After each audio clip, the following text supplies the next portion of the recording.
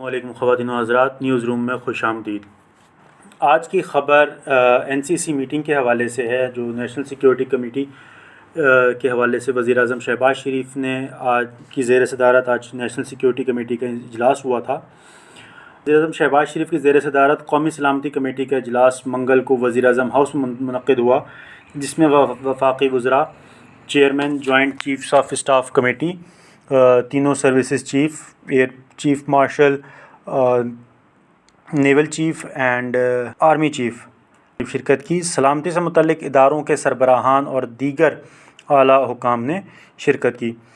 اجلاس نے اعادہ کیا کہ ملک میں تشدد اور شرپسندی کسی صورت برداشت نہ کرتے ہوئے زیرو ٹالرنس کی پالیسی اپنائی جائے گی۔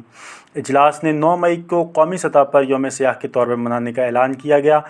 قومی سلامتی کمیٹی کے شرکاء نے پاکستان کی مسلح افواج کے ساتھ مکمل یکجہتی اور حمایت کا اظہار کیا۔ شرکاء نے ذاتی مفادات اور سیاسی فائدے کے حصول کے لیے جلاؤ، گھیراؤ، فوجی تنصیبات پر حملوں کی سخت ترین الفاظ میں مذمت کی۔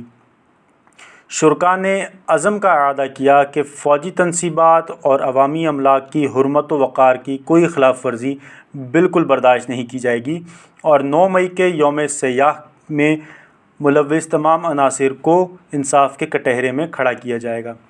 اجلاس نے آئین کے مطابق متعلقہ قوانین بشمول پاکستان آرمی ایکٹ اور آفیشل سیکریٹ ایکٹ کے تحت ٹرائل کے ذریعے شرپسندوں، منصوبہ سازوں، اشتعال پر اکسانے والوں اور ان کے سہولت کاروں کے خلاف مقدمات کر کے انصاف کے کٹہرے میں لانے کے فیصلے کی بھی تائید کی۔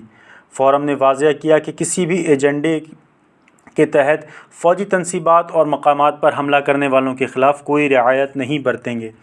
اجلاس کے شرکاء نے شہداء اور ان کے اہل خانہ کو بھی زبردست خراج تحسین پیش کیا۔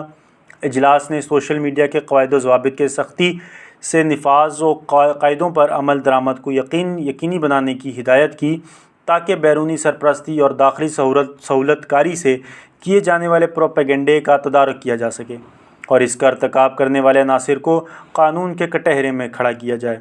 اجلاس نے عالمی سیاسی کشمکش اور دشمن قوتوں کی عدم استحکام کی پالیسیوں کی وجہ سے بڑھتے ہوئے پیچیدہ جیو اسٹریٹجک ماحول میں قومی اتحاد اور یگانگت پر زور دیا۔